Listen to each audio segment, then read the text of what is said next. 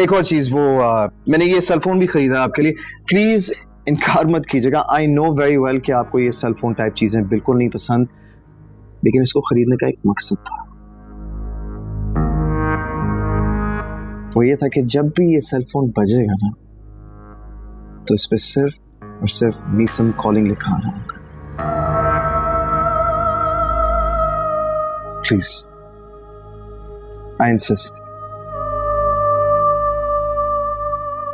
And one more thing, ये एक perfume का सेट है, ये भी मैंने आपके लिए लिया है।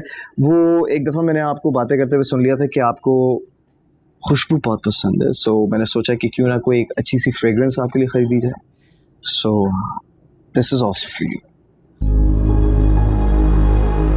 आपको क्या जरूरत थी इतना सब कुछ करने की?